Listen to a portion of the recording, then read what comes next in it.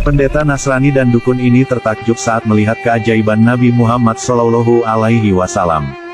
Dikisahkan, dahulu Nabi Muhammad SAW di masa kecilnya banyak mengalami cobaan dan ujian pahit bahkan hendak dihabisi. Beliau menjadi anak yatim piatu setelah ditinggal wafat kedua orang tua beliau. Belum usai kesedihan dan musibah itu, Rasulullah harus ikhlas ditinggalkan lagi oleh orang-orang yang menyayanginya. Sang kakek Abdul Muthalib selanjutnya menjadi pengasuh Nabi Muhammad setelah kedua orang tuanya wafat. Sang kakek Rasulullah ini begitu menyayangi dan mencintai cucunya. Abdul Muthalib sangat menghormati cucunya itu, karena beliau yakin kelak dia akan menjadi orang besar yang sangat luar biasa. Namun tidak lama mengasuh Nabi Muhammad, Allah berkehendak lain.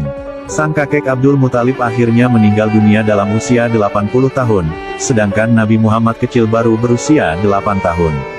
Begitu sedihnya Rasulullah SAW ditinggal wafat sang kakek.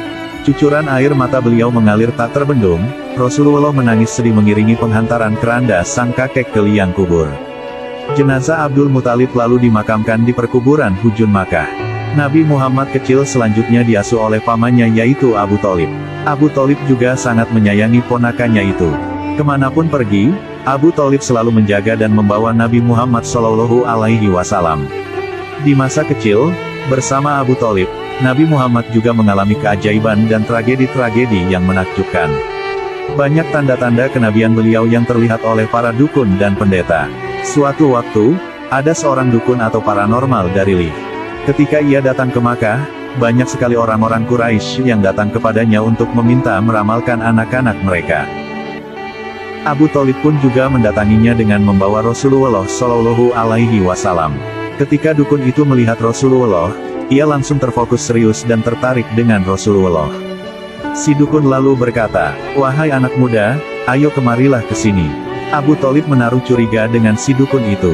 Abu Thalib melihat bahwa si dukun ingin sekali mengambil dan memiliki Rasulullah SAW. Abu Thalib lalu menyembunyikan Rasulullah dari pandangan si dukun.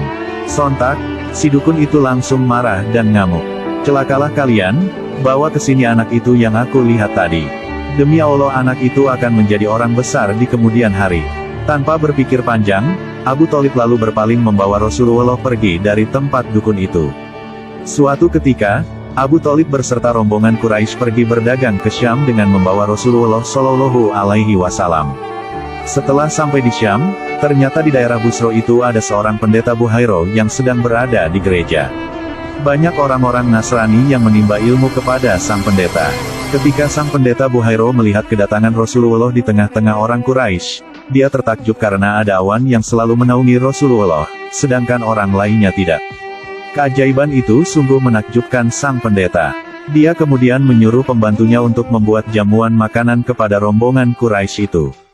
Para rombongan Abu Thalib itu pun kemudian diajak masuk untuk menerima jamuan makanan. Setelah makanan, si pendeta Buhairo lalu mendekati Rasulullah dan melihat ada tanda kenabian di antara kedua pundak Rasulullah.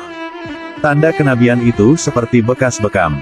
Abu Thalib juga menceritakan kepada pendeta Buhaira tentang asal-usul Rasulullah SAW.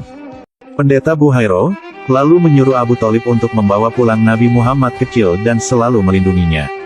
Karena jika ada orang Yahudi yang melihat tanda-tanda pada diri Rasulullah, maka mereka pasti akan membunuh Rasulullah. Atas nasihat sang pendeta itu, maka Abu Thalib membawa pulang Rasulullah ke Makkah setelah menyelesaikan bisnis dagangnya di Syam. Dahulu, ada 3 ahli kitab yang bernama Zuhair, Tamam, dan Daris. Mereka berhasil melihat sesuatu seperti apa yang pernah dilihat pendeta Buhairo. Mereka bertiga akhirnya sepakat untuk membunuh Rasulullah SAW. Mereka berusaha mencari-cari keberadaan Rasulullah. Namun tindakan itu dicegah oleh pendeta Buhairo. Buhairo menasihati mereka tentang sifat Rasulullah yang ada di dalam kitab mereka. Buhairo juga berkata, bahwa meskipun mereka hendak membunuh Rasulullah, tetapi mereka tetap tidak bisa mendekati Rasulullah. Ketiga orang itu akhirnya pergi berpaling dari pendeta Buhairo. Nabi Muhammad semakin beranjak besar dan dewasa. Allah selalu melindungi beliau dari keburukan jahiliyah, sehingga Rasulullah menjadi orang terhormat di kalangan kaumnya, paling baik akhlaknya, paling mulia nasabnya, paling baik pergaulannya, paling baik tutur katanya, paling besar amanahnya, paling jauh dari keburukan dan kemaksiatan. Sifat Rasulullah yang luar biasa ini, akhirnya membuat kaumnya memberi gelar beliau sebagai Al-Amin, karena Allah mengumpulkan hal-hal baik pada beliau.